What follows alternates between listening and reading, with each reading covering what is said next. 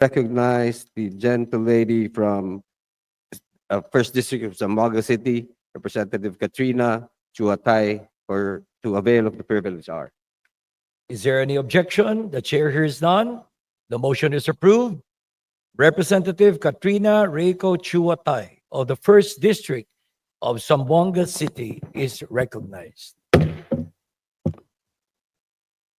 Mr. Speaker, esteemed colleagues, buenas tardes. I rise today as the representative of Zamboanga City's first legislative district and as someone who shares our community's growing fears that our youth, ang ating pag-asa ng bayan, are being systematically destroyed by illegal drugs.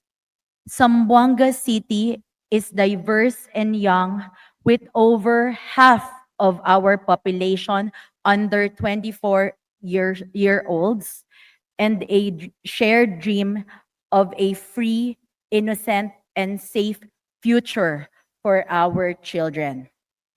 That future now faces a grave and urgent threat. In the recent months, the Zamboanga City's Anti-Drug Abuse Council has reported an increase in youth drug incidents.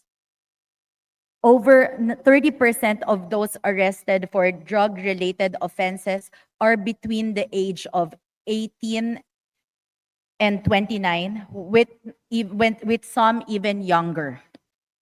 This threat is immediate, present, and demands swift action. I must urgently bring to the attention of this chamber three recent events that exemplify this concern, demanding decisive action.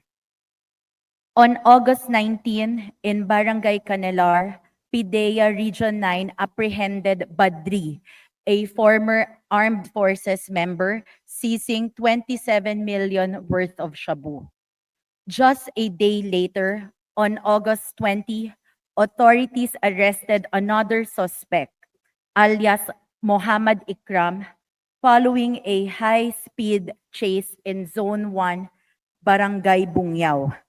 The suspect was taken into custody while his wife and son, who were injured during the chase, were brought to the hospital.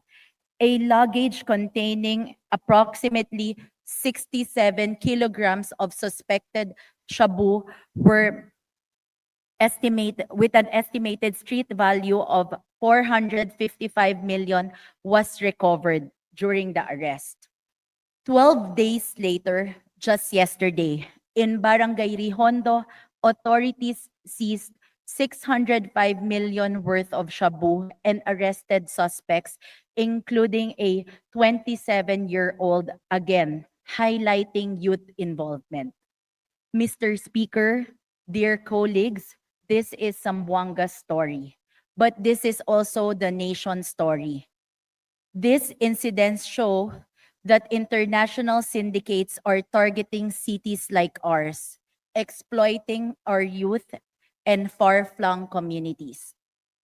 And while our law enforcement agencies, including PIDEA Region 9, PNP DEG Zamboanga City, the Second Seaborne Mobile Force Company, Police Station 11, and the RMFB 9 have shown exceptional bravery and commitment.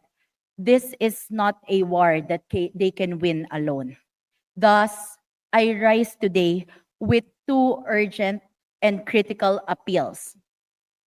First, we must reaffirm and expand the role of our law enforcement and drug agencies, not just as enforcers of the law, but as educators, mentors, and protectors who actively engage with the youth by involving them in prevention initiative, awareness campaign, and peer-to-peer support network.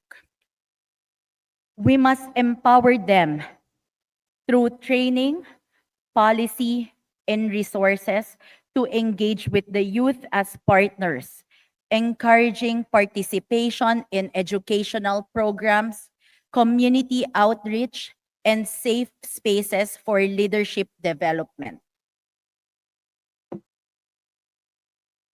Let's urgently institutionalize these programs through legislation requiring local police stations and PIDEA offices to maintain community youth drug watch councils or similar grassroots effort. Second, I urge this Congress to consider and swiftly pass comprehensive anti-drug legislation. This law should include one clear guidelines for prevention, rehabilitation, reintegration, protection, and oversight. Second, strict provision for regular monitoring and transparent reporting.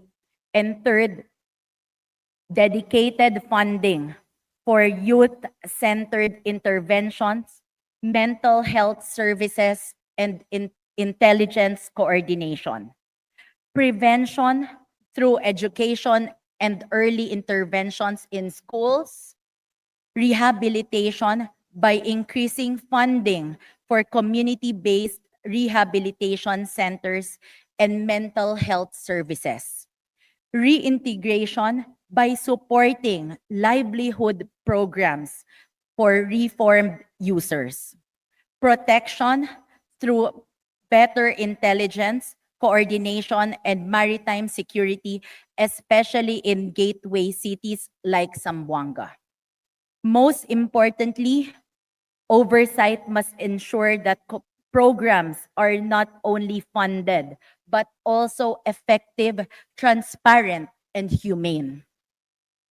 While the Philippine anti-illegal drug strategy provides direction, I urge the Congress to enact enabling laws that allocate targeted funding for local prevention and rehabilitation, mandate strict enforcement standards, and require ongoing legislative oversight to ensure youth protection and achieve measurable results.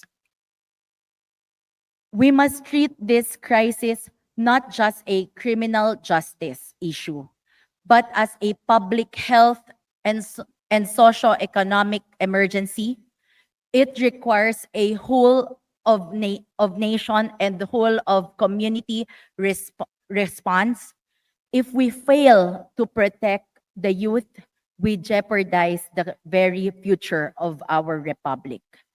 Mr. Speaker, today I filed a resolution commending the men and women of our police and drug enforcement agencies in Zamboanga City. Their valor has disrupted dangerous networks and saved countless lives. Ngunit ang kanilang tagumpay ay hindi dapat maging katapusan ng ating aksyon. Bagkus ito'y maging simula ng mas malalim at mas komprehensibong tugon kontra sa iligal na droga. Ang laban na ito ay hindi lamang laban ng kapulisan, kung hindi laban nating lahat. Let Zamboanga City urgently stand as both a frontline and a model of local courage, national support, and community solidarity. Let us act now with urgency and resolve. I call on every member of this chamber, support needed legislation, empower our law enforcement agencies, and fund initiatives that protect and guide our youth.